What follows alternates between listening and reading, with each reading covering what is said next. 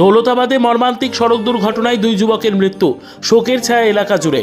মুর্শিদাবাদ জেলার দৌলতাবাদ থানা এলাকায় একটি মর্মান্তিক সড়ক দুর্ঘটনায় প্রাণ হারালেন দুই যুবক। সোমবার দুপুরবেলায় দৌলতাবাদের ঘোষপাড়া পেট্রোল পাম্পের কাছাকাছি ঘটে এই দুর্ঘটনা। ইসলামপুরের দিক থেকে ঘোষপাড়ার দিকে একটি বুলেট মোটর বাইকে করে যাচ্ছিলেন দুই যুবক।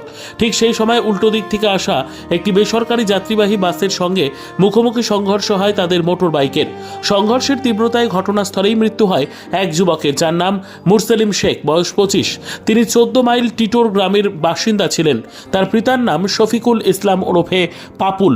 অন্যদিকে সঙ্গে থাকা আর এক যুবককেও আশঙ্কাজনক অবস্থায় তড়িঘড়ি স্থানীয় ইসলামপুর গ্রামীণ হাসপাতালে নিয়ে যাওয়া হলে সেখানে কর্তব্যরত চিকিৎসক তাকে মৃত ঘোষণা করেন। ওই যুবকের নাম সাদিকুল ইসলাম, বয়স 26। তিনিও একই গ্রামের বাসিন্দা। তার পিতার নাম নজরুল ইসলাম। এই মর্মান্তিক দুর্ঘটনার খবর ছড়িয়ে পড়তেই এলাকা জুড়ে নেমে আসে শোকের ছায়া। পরিবারের সদস্যরা কান্নায় ভেঙে পড়েন।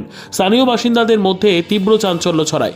দুর্ঘটনার পর কিছু সময়ের জন্য রাস্তায় যান চলাচল বন্ধ হয়ে পড়লেও দৌলতাবাদ থানার পুলিশ দ্রুত ঘটনাস্থলে পৌঁছে পরিস্থিতি নিয়ন্ত্রণে আনে।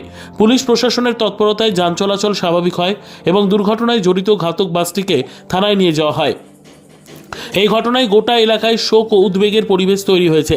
স্থানীয়রা দ্রুত গতির যান চলাচল নিয়ন্ত্রণে প্রশাসনের আরও সক্রিয় ভূমিকার দাবি জানিয়েছেন। আমরা সেরকম দেখে নিকো, আমরা গ্যারেজ ছিলাম, গ্যারেজ থেকে আওয়াজটা শুনে সেই গেলাম।